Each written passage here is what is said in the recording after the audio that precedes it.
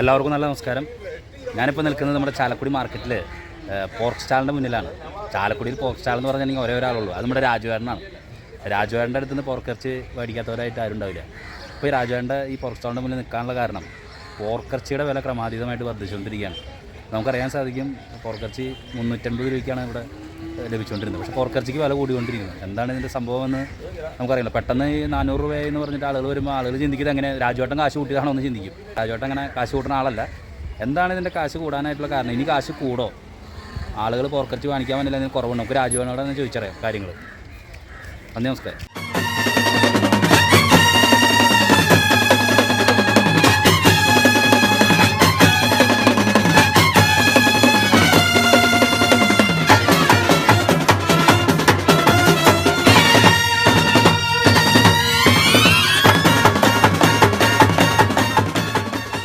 രാജുവേട്ടൻ 2 kilo പോർക്കിറച്ചി.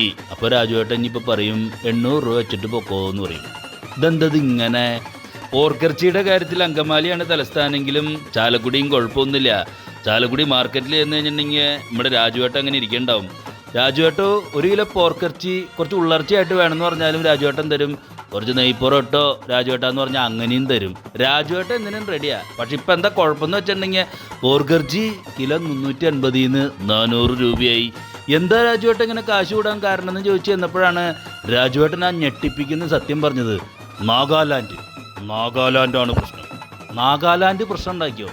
ഈ കിഴക്ക് എവിടെയാണ്ട് കിടക്കണ ഈ നാഗാലാൻഡ് പോർക്കിറച്ചിയുടെ കാര്യത്തിൽ എന്തിട്ടാ പ്രശ്നം ഉണ്ടാക്കിയേ? അതായത് ഈ നാഗാലാൻഡിൽ പട്ടിതീറ്റ ഭയങ്കരമായിരുന്നു. പട്ടീനെയാണ് അവർ പട്ടിയിറച്ചി അവിടെ ഭയങ്കര സൂപ്പറാണ്. ഇപ്പം പട്ടിയിറച്ചി അവിടെ അങ്ങോട്ട് അവസാനിപ്പിച്ചു. അപ്പോൾ പോർക്കിറച്ചി അങ്ങോട്ടാണ് കയറ്റി പോകണം, മൊത്തം പോർക്കിറച്ചി. അപ്പോൾ ആകെ ഇവിടെ കിട്ടാനില്ല. അങ്ങനെയാണ് ഈ കാശ് അങ്ങോട്ട് കൂടി. സംഭവം ആകെ ടോട്ടലും മൊത്തത്തിൽ കേട്ട് കഴിഞ്ഞപ്പോഴാണ് ആകെ സംഭവമായത്. എന്തായാലും ഇനി പോർക്കിറച്ചിയുടെ കാശ് കൂടില്ല എന്നാണ് പറയണേ. നമുക്ക് ഈ ഞായറാഴ്ച കുറച്ച് പോർക്കിറച്ചിയും കായും അല്ലെങ്കിൽ കുറച്ച് പോർക്കിറച്ചിയും കൂർക്കയും ഇതൊക്കെ ഇട്ട് ഒലത്തിയൊരു തട്ടുണ്ടല്ലോ, അത് ഇനി ഇങ്ങനെ കാശ് കൂടിക്കഴിഞ്ഞാൽ പ്രശ്നമാവോ എന്നാണ് രാജുവേട്ടനോട് ചോദിക്കാൻ പോണത്. ആകെ ടോട്ടൽ മൊത്തത്തിൽ പോർക്കിറച്ചിയുടെ ഡോക്ടറായിട്ടുള്ള നമ്മുടെ രാജുവേട്ടൻ ഇതിനൊരു ഉത്തരം പറയും. നമുക്കത് കേൾക്കാം. രാജുവേട്ടൻ നമസ്കാരം. നമ്മുടെ ഈ പോർക്കിറച്ചി എന്ന് പറഞ്ഞാൽ ചാലക്കുടിയിൽ ചേട്ടൻ്റെ അടുത്ത് നിന്ന് പോർക്കിറച്ചി മേടിക്കാൻ ആളുകൾ തന്നെയില്ല. പക്ഷേ പോർക്കിറച്ചി ഇപ്പോൾ ആട്ടിറച്ചിക്ക് മേലെയാവാൻ പോണ പോലെയാണ് കാശ് കൂടിക്കൊണ്ടിരിക്കുക. എന്താണ് അതിൻ്റെ കാരണം? ഇപ്പോൾ എത്ര രൂപയാണ് പോർക്കിറച്ചിക്ക്? 400 രൂപ കിലോ. 400 രൂപ. നെയ്യില്ലാണ്ട്. ഇതെന്താ കാശ് ഇത്ര കൂടാനുള്ളത്? നാഗാലാൻഡിൽ പട്ടിയിറച്ചി നിർത്തി. അപ്പോൾ നാഗാലാൻഡിൽ പട്ടിയിറച്ചി നിർത്തി, പട്ടിത്തീറ്റ നിർത്തി ഗവൺമെൻറ്. അപ്പോൾ അവിടേക്ക് കയറി പോകും. കാരണം ഇവിടുന്ന് മുഴുവൻ ഫുള്ളായിട്ട് കയറി പോകും. അത് ഭയങ്കര വിലയാണ്. ഇപ്പോൾ ഇനിയിപ്പോൾ കാശ് കൂടാൻ വഴിയില്ല തോന്നണ്. ഇപ്പോൾ ഫാമുകാരൊക്കെ ചോദിച്ചു കഴിഞ്ഞപ്പോൾ പ്രശ്നം അവരൊരു വിലയ്ക്ക് ആക്കി, നിർബന്ധ ബുദ്ധിയാക്കി. ഇതിപ്പോൾ ഈ കാശ് 400 ആയതുകൊണ്ട് ആളുകളെ മേടിക്കാൻ വേണ്ടി എന്തെങ്കിലും കുറവ്? വലിയ കുറവൊന്നും കാണുന്നില്ല. ആൾക്കാരൊക്കെ വരുന്നുണ്ട്. ആദ്യം എത്രയായിരുന്നു ശരിക്കും? 350.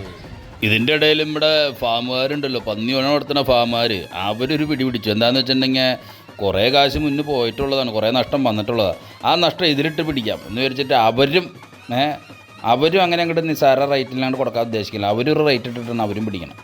അപ്പോൾ എന്തായാലും ഫാമുകാരും നാഗാലാൻഡും ഒക്കെ പാടെ കൂടി ആകെ ഒരു സ്വല്പം കാശ് കൂട്ടിയിട്ടുണ്ട്. ഇനിയിപ്പോൾ കാശ് കൂടാണ്ടിരിക്കട്ടെ എന്ന് മാത്രമാണ് പറയാനുള്ളത്. അപ്പോൾ നമുക്ക് ഞായറാഴ്ച പോർക്കിനിട്ടൊരു പിടി പിടിക്കാം.